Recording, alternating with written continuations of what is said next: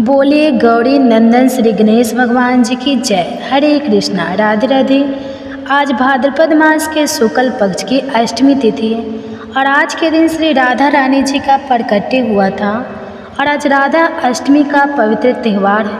आप सभी को राधा अष्टमी की हार्दिक शुभकामनाएं। संसार में श्री राधा जैसी भाग्यवान कोई स्त्री नहीं है जिनके पति तीनों लोगों की स्वामी श्री कृष्ण सदैव उनके कंधे पर गल बैया डाले रहते हैं। जहाँ भी श्री राधा रानी जाती है वह उनके अधीन होकर संग संग जाते हैं। श्री कृष्ण श्री के वाम भाग से प्रकट हुए। श्री राधा कठिन तप प्रेम और सेवा करके ही श्री कृष्ण के प्रेम की स्वामिनी बनी और उन्हें प्राणों से भी अधिक प्रिय हुई। आज मैं आपको सुनाने जा रही हूँ श्री राधा अष्टमी के दिन सुनी जाने वाली बड़ी ही दुर्लभ कथा। तो आप सभी भक्तजन इन कथाओं को बड़ी ही श्रद्धा और प्रसन्नचित मन से पूरा अवश्य सुनिए। ब्रह्मा वेदता पुराण के अनुसार राधा का अर्थ है, रा का अर्थ है पाना और धा का अर्थ है मोक्ष। अर्थात श्री राधा जी के नाम जप से ही श्री कृष्ण और मोक्ष की प्राप्ति हो जाती है। पूर्व काल में श्री राधा ने सत्य श्रृंग पर्वत पर 1 सहस्त्र दिव्य युगों तक निराहार रहकर तपस्या की। इससे वे अत्यंत दुर्बल हो गई। भगवान श्री कृष्ण ने देखा कि श्री राधा की चंद्रमा की एक कला के समान अत्यंत क्रीस हो गई है। अब उनके शरीर से सांस का चलना भी बंद हो गया है। तो भगवान श्री कृष्ण करुणा से द्रवित होकर श्री राधा रानी को हृदय से लगाकर फूट फूट कर रोने लगे। भगवान श्री कृष्ण ने श्री राधा को वर देते हुए कहा, राधे, तुम्हारा स्थान मेरे वक्ष स्थल पर है। तुम यहीं रहो, मुझ में तुम्हारी अविचल प्रेम भक्ति हो। सौभाग्य, मान, प्रेम, गौरव की दृष्टि से तुम मेरे लिए सबसे श्रेष्ठ और सर्वाधिक प्रियतमा बनी रहो। संसार की समस्त युवतियों में तुम्हारा सबसे ऊंचा स्थान है। तुम सबसे अधिक महत्व और गौरव प्राप्त करो। मैं सदा तुम्हारे गुण गाऊंगा, तुम्हारी पूजा करूंगा। तुम सदा मुझे अपने अधीन समझो। मैं तुम्हारी प्रत्येक आज्ञा का पालन करने के लिए बाध्य रहूँगा। जैसे आभूषण शरीर की शोभा है, उसी प्रकार तुम मेरी शोभा हो। श्री राधा मेरी परम आत्मा है, मेरा जीवन है। श्री राधा से ही प्रेम प्राप्त करके मैं उस प्रेम को अपने प्रेमी भक्तों में बांटता। श्री कृष्ण की सेवा से ही श्री राधा ने सबसे अधिक मनोहर रूप, सौभाग्यमान, गौरव तथा श्री कृष्ण के हृदय स्थल में स्थान उनका पत्नी दव प्राप्त किया है। वृंदावन लीला में लौकिक दृष्टि से तो श्री कृष्ण 11 वर्ष की अवस्था में ही ब्रज का परित्याग करके मथुरा पधार गए थे। इतनी छोटी अवस्था में स्त्रियों के साथ प्रणय की बात कल्पना में ही नहीं आती और लौकिक जगत में श्री राधा कृष्णा दोनों सर्वदा एक ही हैं। फिर भी भगवान ने ब्रह्मा जी को श्री राधा के दिव्य विग्रह का दर्शन कराने का वरदान दिया था। उसकी पूर्ति के लिए उन्होंने ब्रह्मा जी को एकांत वन में श्री राधा के दर्शन कराए और वही ब्रह्मा जी के द्वारा रसराज कृष्ण और महाभाव रूपी राधा की विवाह लीला भी संपन्न हुई। यह विवाहिता श्री राधा जी सदैव है भगवान श्री कृष्ण के संग रहती है, अवश्य ही छिपी रहती है। केवल कृष्ण कृपा होने पर ही साधक को इस युगल जोड़ी के दुर्लभ दर्शन होते हैं। पौराणिक कथाओं के अनुसार राधा माता गोलोक में श्री कृष्ण जी के साथ निवास करती थी। एक बार देवी राधा गोलोक से कहीं बाहर गई। जब वापस आई तो देखा कि कृष्ण भगवान गोलोक में नहीं है। उस समय भगवान श्री कृष्ण अपनी एक सखी व्रजा के साथ गोलोक में घूम रहे थे। यह बात जब राधा जी को मालूम हुई तो उन्हें गुस्सा आया और वे सीधे उनके पास पहुंच गए। वहां पहुंचकर उन्होंने भगवान श्री कृष्ण को काफ़ी भला बुरा कहा। राधा जी का यह व्यवहार भगवान श्री कृष्ण के मित्र श्री सुदामा को बुरा लगा और उन्होंने राधा जी को पृथ्वी पर जन्म लेने का श्राप दे दिया। राधा रानी को इतने गुस्से में देखकर कृष्ण भगवान की सखी बिरजा भी वहाँ से चली गई। इस श्राप के बाद राधा ने बदले में श्री सुदामा को श्राप देते हुए राक्षस कुल में जन्म लेने का श्राप दे दिया। राधा रानी के द्वारा दिए गए श्राप के कारण ही श्री सुदामा का जन्म संघ के चूर्ण दानव के रूप में हुआ था। दानव कुल में जन्म लेने के बाद भी भगवान विष्णु का अनन्य भक्त बना। वहीं दूसरी ओर राधा रानी ने भी पृथ्वी पर वृषभानु के घर पुत्री के रूप में जन्म लिया। देवी कृति के गर्भ से नहीं जन्मी थी। दरअसल जिस समय श्री दामा और राधा रानी ने एक दूसरे को श्राप दिया, तब भगवान श्री कृष्ण जी ने राधा रानी से कहा कि आपको पृथ्वी पर देवी कृति और वृषभानु जी की पुत्री के रूप में रहना है। इसके आगे भगवान श्री कृष्ण ने राधा रानी से कहा कि जब आप विवाह के योग्य हो जाएंगी तो आपका विवाह मनुष्य के अवतार में रायन नामक एक वैश्य से होगा। हालांकि वह भी मेरे अंश अवतारों में से एक ही होगा। आप धरती पर भी मेरी प्रियतमा बनकर ही रहोगी, परंतु हम दोनों को वहाँ बिछड़ने का दुख सहन करना होगा। और राधा रानी, अब आप धरती पर जन्म लेने की तैयारी करें।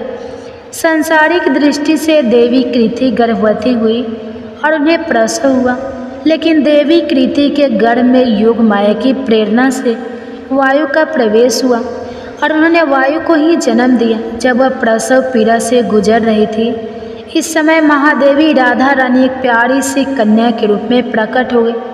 जिस दिन राधा रानी प्रकट हुई वह दिन भाद्रपद शुक्ल पक्ष की अष्टमी का दिन था। इसलिए भाद्रपद शुक्ल पक्ष अष्टमी को राधा रानी अष्टमी के रूप में जाना जाता है। इस दिन भगवान श्री कृष्ण और राधा रानी की पूजा की जाती है। इस व्रत को करने से सभी सांसारिक सुख आनंद की प्राप्ति होती है। मान्यताओं के अनुसार इस व्रत को करने से धन धान की कमी नहीं होती और घर में सुख संपदा आती है। आइए अब मनोकामनाओं को पूरा करने वाली राधा अष्टमी की बड़ी ही सुंदर कथा को सुनते हैं। आप सभी भक्तजन इन कथाओं को पूरा अवश्य सुनिए। एक गांव में रामा नाम की एक स्त्री थी। उसके विवाह को 5-6 वर्ष हो गए थे, लेकिन उसकी कोई संतान नहीं थी। एक बार श्री राधा अष्टमी का उत्सव आया। गांव की औरतें बरसाना जा रही थी। औरतें ने कहा कि तुम भी बरसाना चलो, राधा रानी बड़ी दयालु है, तुम्हारी गोद जरूर भर देगी। वह स्त्री कई महीनों से घर से बाहर नहीं निकली थी, इसलिए उसके पति और सास ने भी उसे जाने की आज्ञा दे दी। बस उसने मन में ठान लिया कि राधा रानी मेरी गोद जरूर भरेंगी। जिस दिन उसे जाना था उस दिन उसके पैर में चोट लगे, उससे चला भी नहीं जा रहा था। फिर भी वह स्त्रियों के संग यात्रा पर चली गई। सारे रास्ते राधा कृष्ण जी का जप और कीर्तन करती हुई गई और बरसाना पहुंचकर नहा धोकर राधा जी के मंदिर में जाने के लिए तैयार हुई। राधा जी के महल में जब जाते हैं तो ऊपर बहुत सी सीढ़ियाँ चढ़ने पड़ती हैं। जैसे सीढ़ियाँ वो चढ़ने लगी तब वह स्त्रियों से बोली कि तुम लोग आगे आगे चलो, मैं धीरे धीरे सीढ़ियों से आती हूँ। मेरे पैर में चोट लगने की वजह से चला भी नहीं जा रहा है। 2-4 सीढ़ियाँ चढ़ने के बाद उसका पैर मुड़ गया और वह नीचे गिरने लगी। तभी एक 7-8 साल की कन्या ने उसका हाथ पकड़ लिया। रामा बोली, बेटी आज अगर तुम ना होती तो मैं नीचे गिर गई होती। वह कन्या बोली, माता ऐसे कैसे गिर जाने देती मैं तुम्हें। तब रामा ने पूछा, बेटी तुम्हारा क्या नाम है। वह बोली, लाडो नाम है, मेरा यही पास में रहती हूँ। वो दोनों सीढ़ियों पर बैठ गई। लाडो कहने लगी, माता मेरे लिए क्या लाई हो, ना कोई जान न पहचान, और लाडो ऐसी बातें कर रही है। फिर रामा ने कहा, लाडो मैं कल तुम्हारे लिए कुछ न कुछ लेकर अवश्य आऊँगी, तुम्हें क्या पसंद है। तब लाडो कहने लगी, मुझे नथनी, गले का हार, कान के कुंडल, चूड़ियाँ, मेहंदी, खंगरा, चोली, यह सब चीज़ें पसंद है, कुछ भी ले आना। इतना कहकर वह बालिका भाग गई। जैसे तैसे रामा भी मंदिर में दर्शन करके लौट आई। फिर रामा उस बालिका के बारे में सोचने लगी और बाजार में उसने गले का हार और चूड़ियाँ उसके लिए ली। और अगले दिन वही जहाँ मिली थी वह लाडो का जाकर इंतजार करने लगी। फिर लाडो उसको उसी जगह पर मिली। चूड़िया और गले का हार जैसे ही उसे दिया, वह बोली बस इतनी सी है और चीज़ें नहीं लाई, और वह मुंह फुलाकर बैठ गई। तब रामा बोली अभी मैं 8 दिन यहीं पर हूँ, रोज तुम्हारे लिए कुछ न कुछ लाया करूँगी। यह सुनकर लाडो उसकी गोद में बैठ गई और गले से लग गई। रामा तो रोने लगी, उसे जैसे एक संतान मिल गई हो। खूब प्यार से उसके सिर पर हाथ फेरा, ऐसे ही वह फिर चली गई। रामा ने मंदिर से आकड़ा, घंघरा और चोली उसके लिए बनवाए। ऐसे ही रोज कुछ न कुछ वह उसे देती। एक दिन रामा कहती है अब यह सारी चीज़ें मुझे पहन कर तो दिखाओ। तो लाडो बोली कल राधा अष्टमी है, मैं कल इसे पहनूंगी। इस बार लाडो के साथ एक लड़का भी था। उसे देखकर रामा ने कहा आज पता नहीं मेरे मन में क्या आया, मैंने एक धोती और मुकुट मोड़ वाला लिया है, क्या मैं इसे दे दूं? लाडो बोले यह कनुआ है, मेरे साथ ही रहता है, हाँ तुम इसे दे दो। ऐसा कहकर वे दोनों सामान लेकर चले गए। अगले दिन राधा अष्टमी थी। जब रामा सीढ़ियों पर आई, वहाँ उसे आज कोई नहीं मिला, ना वो लाडो ना वो लड़का। बहुत इंतजार के बाद जब वह मंदिर में पहुँची तो वहाँ बहुत भीड़ थी, कीर्तन और नृत्य हो रहा था। इसी तरह भीड़ को चीरती हुई वह आगे पहुँची और वहाँ देखकर राधा जी को देखा और ठाकुर जी को देखा। रामा ने जो जो चीज़ें लाडो को दी थी वही सारा सामान राधा जी और कृष्ण जी पहने हुए थे। वह पत्थर सी हो गई, आंखों से आंसू बहने लगे। उसे बात समझते ना लगी कि वह लाडो राधा जी और कनुआ कृष्ण जी है। स्वयं जगत के पालनहार उसके पास आते थे। राधा जी उसको गोद में बैठती थी और उसे मात्र सुख प्रदान करती थी। वह तो जैसे बावली हो गई, दिन रात लाडो लाडो कहती रहती, पुकारती रहती। वह स्त्रियों से बोली तुम लोग घर जाओ, मैं नहीं जाऊंगी। उसकी सास और पति भी उसे लेने आए, पर वह साथ नहीं गई। अब तो प्रतिदिन वह सीढ़ियों पर बैठे बैठे आंसुओं से सीढ़ियाँ धोती, पलकों से बुहारती। ऐसा करते करते उसे 30 वर्ष हो गए। एक दिन एक बालिका उसका हाथ पकड़कर उसे ऊपर अटालिया में ले गई। वहाँ जाकर बोलती है लो मैं आ गई, मैं ही हूँ तुम्हारी लाडो। ऐसा कहकर बाहें फैलाकर रामा को बुलाने लगी और अपने गले लगा लिया। उस दिन रामा ऐसे गले लगी कि इस पार्थिव शरीर को छोड़कर सदा के लिए अपनी लाडो के पास चली गई। बोले श्री राधा कृष्ण भगवान की जय, बोले श्री बरसाने वाली की जय। एक बार नारद मुनि ने पृथ्वी लोक पर राधा नाम की महिमा सुनी और सुना कि वह श्री कृष्ण की सबसे बड़ी भक्त है। नारद जी को लगता था कि वह श्री हरि के सबसे बड़े भक्त हैं। अपने मन की शंका का निवारण करने के लिए नारद जी श्री कृष्ण जी के पास गए। श्री कृष्ण जी तो अंतर्यामी हैं, समझ गए कि नारद जी के मन में क्या शंका चल रही है। श्री कृष्ण जी ने सोचा नारद जी को राधा रानी के प्रेम और भक्ति का अनुभव करवाना ही पड़ेगा। जब नारद जी श्री कृष्ण जी के पास आए तो श्री कृष्ण ने अपना सिर पकड़कर बैठे थे। नारद जी ने श्री कृष्ण जी से पूछा कि प्रभु आपको क्या हुआ है। तब श्री कृष्ण जी कहने लगे कि नारद जी मेरे सर में बहुत दर्द है। नारद जी ने पूछा प्रभु आपके इस दर्द का निवारण कैसे होगा। तब श्री कृष्ण जी ने कहा कि अगर कोई मेरा सच्चा भक्त अपने चरणों को धोकर उसका चरण अमृत मुझे पिलाए तो मेरे सिर का दर्द ठीक हो जाएगा।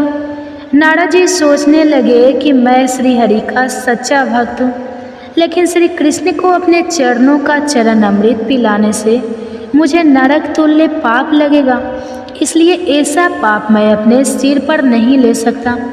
नारद जी ने रुक्मणी जी से और बाकी रानियों से इस समस्या को सुनाया, लेकिन कोई भी इस पाप को अपने सिर पर लेने को तैयार नहीं हुआ। नारद जी को राधा रानी की याद आई कि वह भी तो श्री कृष्ण जी की सच्ची भक्त है। नारद जी ने जाकर सारा प्रसंग राधा रानी को सुनाया। राधा रानी ने इस समय एक बर्तन में जल लेकर अपने चरणों को धोकर वह जल नारद जी को दिया और कहा कि जल्दी से जाकर इसे श्री कृष्ण जी को दे दो। राधा रानी नारद जी से कहने लगी, मैं जानता हूँ कि इस बात के लिए मुझे नरक तुल्य पाप लगेगा। राधा रानी आगे नारद जी से कहती है कि श्री कृष्ण के दर्द के निवारण के लिए मैं कोई भी पाप अपने सर पर लेने को तैयार हूँ। नारद जी श्री कृष्ण जी के पास गए तो श्री कृष्ण जी मंद मंद मुस्कुरा रहे थे। अब तक नारद जी समझ गए कि राधा रानी श्री कृष्ण से एक निश्चल प्रेम करती है और उनकी सबसे बड़ी भक्त है तथा श्री कृष्ण ने यह सारी लीला मुझे यह एहसास कराने के लिए रची है। बोली श्री राधा रानी कृष्ण भगवान की जय। आइए श्री राधा रानी के अवतरण की कथा को सुनते हैं। सुचंद्र राजा नरक के पुत्र थे। परम सुंदर चक्रवर्ती नरेश थे। उन्हें साक्षात भगवान का अंश माना जाता है। पूर्व काल में पितरों के यहाँ 3 मानसिक कन्याएं उत्पन्न हुई थी। वे सभी परम सुंदरी थी। उनके नाम थे कलावती, रत्नामाला और मेनका। पितरों ने स्वेच्छा से ही कलावती का हाथ श्री हरि के अंश भूत बुद्धिमान सुचंद्र के हाथ में दे दिया। रत्नमाला को वियधे राजा के हाथ में और मेनका को हिमालय के हाथ में अर्पित कर दिया। साथ ही विधि पूर्वक दहेज की वस्तु भी दी और मेनका के गर्भ से पार्वती जी प्रकट हुए। इन दोनों देवियों की कथाएं पुराणों में प्रसिद्ध है। इसके बाद कलावती को हाथ लेकर महाभागे चंद्र गोमती के तट पर नैमिक नामक वन में गए। उन्होंने ब्रह्मा जी की प्रसन्नता के लिए तपस्या आरंभ की। वह तप देवताओं के कालमान से 12 वर्षों तक चलता रहा। तब ब्रह्मा जी वहाँ पधारे और बोले, वर मांगो। राजा के शरीर पर दीमक चढ़ गई थी। ब्रह्मा वाणी को सुनकर वे दिव्य रूप धारण करके दीमक की बांबी से बाहर निकले। उन्होंने सर्वप्रथम ब्रह्मा जी को प्रणाम किया और कहा, मुझे दिव्य परात पर मोक्ष प्राप्त हो। राजा की बात सुनकर साध्वी रानी कलावती का मन दुखी हो गया। अतः उन्होंने ब्रह्मा जी से कहा, पितामह, पति ही नारियों के लिए सर्वोत्कृष्ट देवता माना गया है। यदि वे मेरे पति देवता मुक्ति प्राप्त कर रहे हैं तो मेरी क्या गति होगी? इनके बिना मैं जीवित नहीं रहूँगी। यदि आप इन्हें मोक्ष देंगे तो मैं पति सहचर में विच्छेद के कारण विवल होकर उसको श्राप दे दूँगी। ब्रह्मा जी ने कहा, देवी, मैं तुम्हारे श्राप के भय से अवश्य डरता हूँ, किंतु मेरा दिया हुआ वर कभी विफल नहीं हो सकता। इसलिए तुम अपने प्राण पति के साथ स्वर्ग में जाओ। वहाँ स्वर्ग सुख भोग कर कालांतर में फिर पृथ्वी पर जन्म लोगी। द्वापर के अंत में भारतवर्ष में गंगा और यमुना के बीच तुम्हारा जन्म होगा।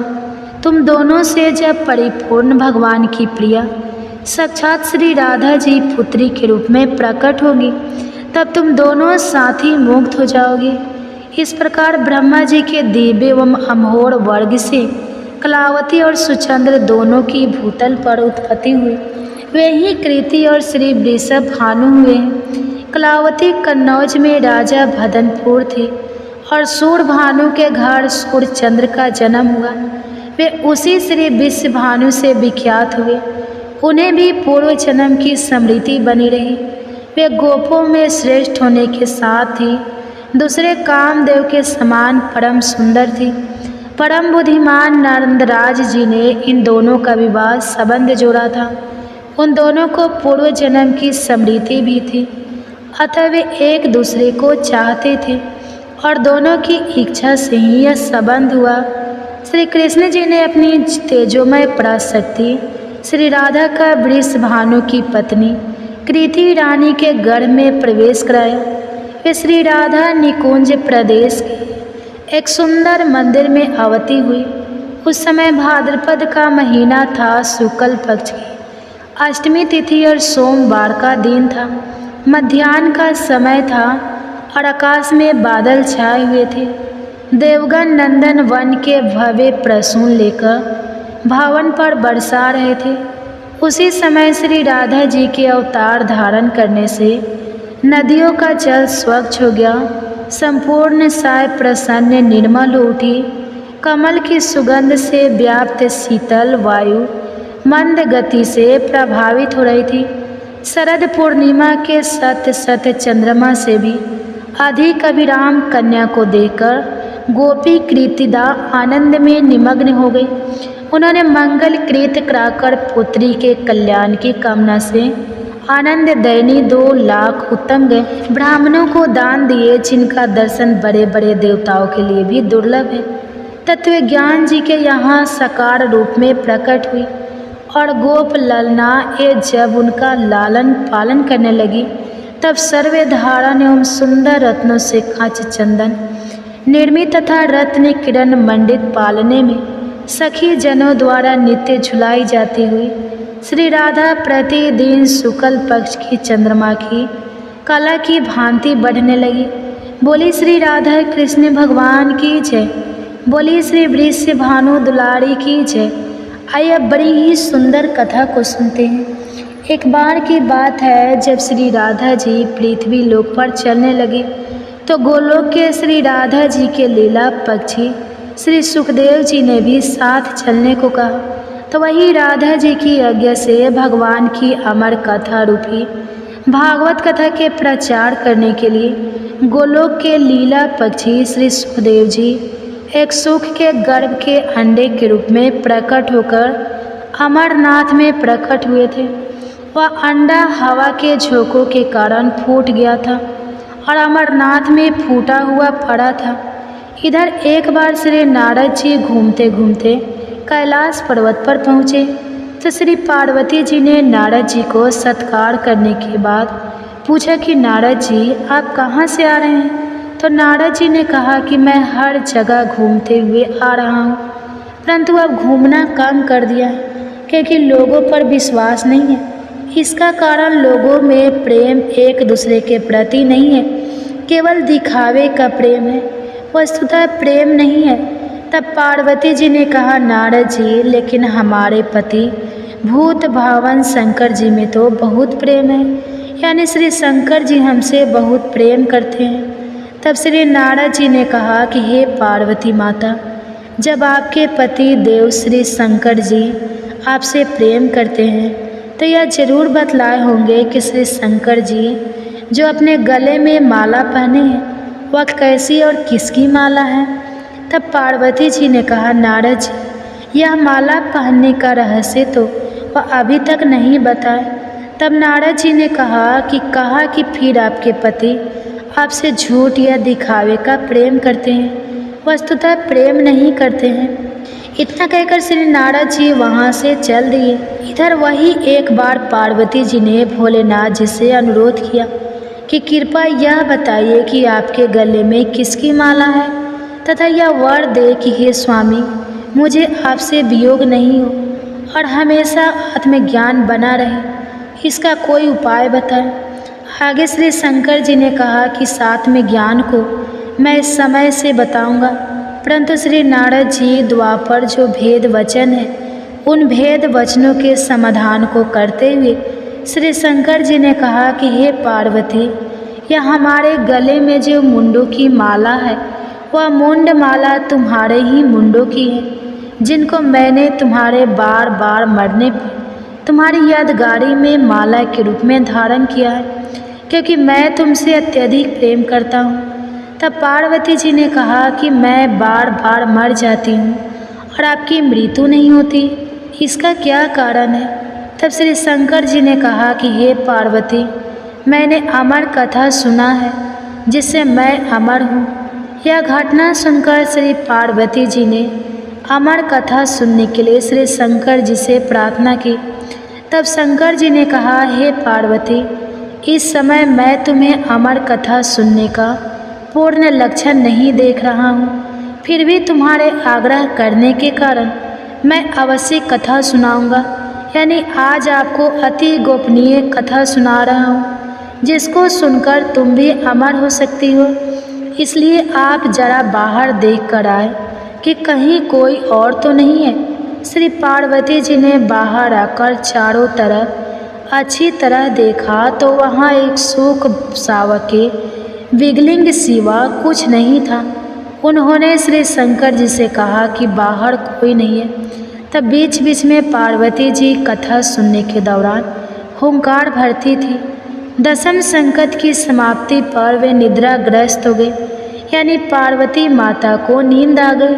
और वह भव्य संकट की समाप्ति पर पार्वती जी ने शंकर जी से कहा कि हे प्रभु क्षमा करिए, मुझे दसम संकट के बाद नींद आ गई थी, मैं आगे की कथा नहीं सुन सकी हूँ। अर्थात श्री कृष्ण उद्धव सवार जो 11 संकट में है उसको मैंने नहीं सुना तथा भव्य संकट की कथा भी नहीं सुनी। इधर यह जानने हेतु कि फिर कथा के बीच में हकारी कौन भर रहा था। अगर पार्वती माता सो रही थी तो बार बार हकारी कौन भर रहा था, यह प्रश्न दोनों के मन में जगा। यह जानने के लिए शिव जी बाहर निकले। उन्होंने एक सुंदर सुख भावक को देखा, यानी एक तोते के बच्चे को देखा। श्री शंकर जी ने पार्वती जी से पूछा, आखिर यह सुख सावक कहाँ से आ गया। पार्वती जी ने विनीत वाणी में कहा कि यह तो विगलिंग में पड़ा था तथा श्री भागवत कथा रूपी अमृत पान से जीवित हो गया। इस प्रकार अमर कथा की गोपनीयता भंग होने से शंकर जी सुख सावक को पकड़ने के लिए झपटे। सुख सावक उड़ गया और उड़ते उड़ते भय से श्री बद्रिका आश्रम के निकट व्यास आश्रम पर श्री व्यास जी की पत्नी पिंगला के मुख में प्रवेश कर गया। फिर शंकर जी ने श्री व्यास जी द्वारा सत्वना प्राप्त कर वापस अपने आश्रम पर लौट गए। इधर श्री सुखदेव जी 16 वर्षों तक पिंगला के गर्भ में रहे। अतः श्री व्यास जी के अनुरोध करने पर सुखदेव जी ने अपना भय बताना प्रारंभ किया। उन्होंने गर्भ के भीतर से कहा कि उन्हें बाहर आने पर माया से ग्रस्त होने का भय है। यदि भगवान श्री कृष्ण द्वारा माया से ग्रसित नहीं होने का आश्वासन मिले तब वह बाहर आएंगे। व्यास जी के अनुरोध से भगवान श्री कृष्ण जी ने सुखदेव जी को माया से ग्रसित नहीं होने का आश्वासन दिया। तब सुखदेव जी के गर्भ से बाहर आए और जन्म लेते ही जंगल में तपस्या करने चल पड़े तथा पुनः सुखदेव जी जो अपने पिता व्यास जी के बुलाने पर भी नहीं आए, लेकिन व्यास जी के ब्रह्मचारी शिष्य द्वारा गाए जाते हुए श्री भागवत जी के मंत्रों से अपनी समाधि को तोड़ दिया। इस श्लोक को पूरा सुनकर श्री सुखदेव जी ने समाधि तोड़ दी और श्लोक को सुनकर उन श्री व्यास जी के शिष्यों के पीछे पीछे चल दिए। इस घटना का मुख्य कारण भागवत कथा ही है।